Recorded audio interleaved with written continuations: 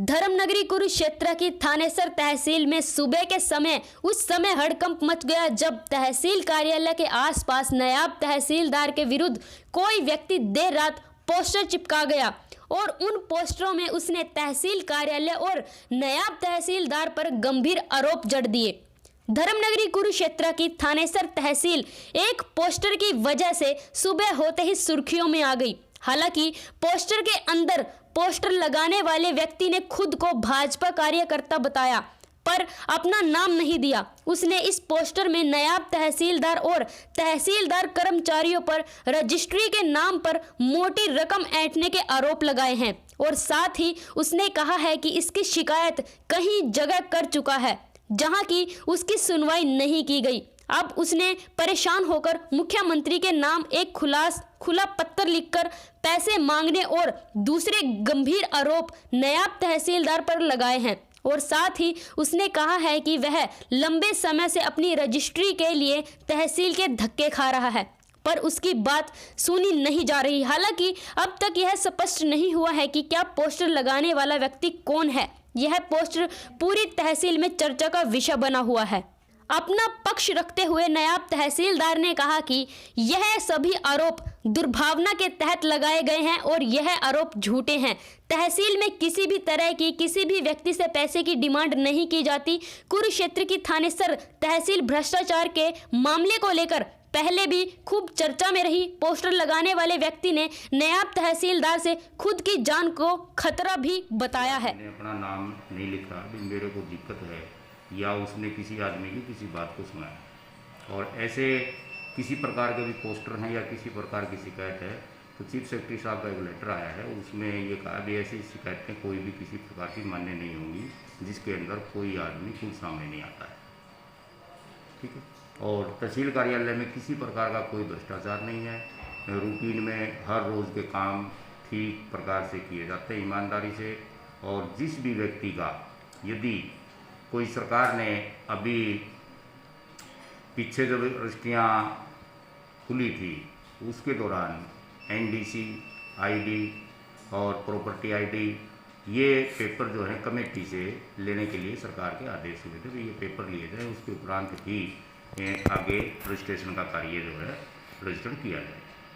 तो उसके बाद में जब भी किसी आदमी के अगर इसी प्रकार के कोई डॉक्यूमेंट अधूरे होते हैं जिसको ये कह दिया जाता है भाई आप अपने डॉक्यूमेंट पूरे कराएं। अब डॉक्यूमेंट पूरे कराने के लिए जिस व्यक्ति का कार्य है वो व्यक्ति ही इधर उधर जाएगा, कमेटी में जाएगा या किसी फर्द वाले के पास जाएगा तो अपने पेपर पूरे कराएगा, म्यूटेशन के लिए पटवारी के पास जाएगा।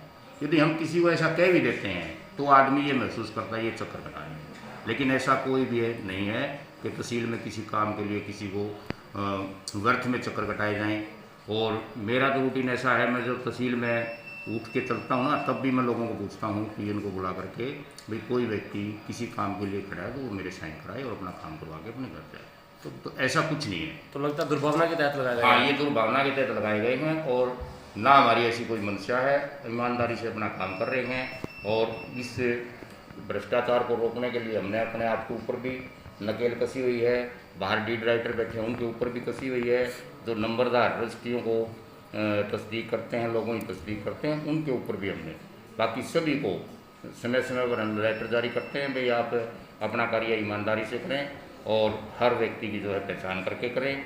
किसी नंबरदार के से ये अगर हमें ना लगे भाई कोई नंबरदार कोई गड़बड़ कर रहा है, किसी व्यक्ति को खड़ा करके दूसरे को खड़ा करके कोई रजिस्ट्रियाँ करवा रहा है तो तब भी हम ऐसा कोई लेटर जारी करते हैं। या अब जैसे कलेक्टरेट जारी होने हैं, कलेक्टरेट के लिए मैंने पटवारी ने कानूनगो ने हमने एक कमेटी बनाई और कमेटी के सदस्यों के साथ हमने मौके पर जा कर के कब्जे चेक किए, वहाँ के रेटों को देखा। और कुछ लोग जो है ना रंजन बना करके ये चाहते हैं कि ये कलेक्टरेट ना बढ़ाए जाएं और ये टारगेट किया जा रहा है, कहीं ना कहीं टारगेट किया जा रहा है। क्यों किया जा रहा है टारगेट? मैंने ये बताया ना आपको, टारगेट इसलिए किया जा रहा है किसी आदमी के अगर कोई पेपर अधूरे हैं उसके पेपर हम मांग लेते हैं और अपना कार्य हम ईमानदारी से कर रहे हैं। और किसी आदमी का जो आदमी इस प्रकार के काम कर रहे हैं वो आदमी खुद अपने अंदर जा कर के देखें भाई प्लाट उस आदमी ने लिया 50 लाख रुपए का, रजिस्ट्री करवा रहा है वो 10 लाख रुपए की, 15 लाख रुपए की। तो हर व्यक्ति अपने आप ईमानदारी में आए ताकि कलेक्टर रेटों को बढ़ाया जा सके। अगर कोई व्यक्ति 20 लाख रुपए में प्लाट लेता है और तहसील में आकर के वो कहता है जी इसकी रजिस्ट्री 15 लाख की कर दो, तो उस व्यक्ति को हम ये जरूर कहते हैं भाई आपका इकरारनामा दें जिससे आपने ये सौदा किया।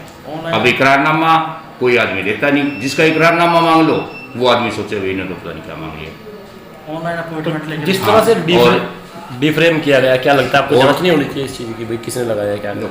हाँ, अभी तहसील कार्यालय में फीस ऑनलाइन है, किसी प्रकार का कोई पैसा नहीं भरा लिया जाता, अपॉइंटमेंट ऑनलाइन है और लोग बाहर से अपने आप अपॉइंटमेंट लेते हैं, अपने आप आकर के अपने डॉक्यूमेंट पेश करते हैं और किसी प्रकार का उनसे पैसा नहीं लिया जाता और भ्रष्टाचार नहीं है। ना कोई लाइन में। हाँ, तो सर इसकी जांच नहीं होनी चाहिए क्योंकि देखिए क्योंकि सवाल उठते हैं कि अगर कोई लगाता है तो कहीं ना कहीं जनता के बीच में भ्रांति जाती है।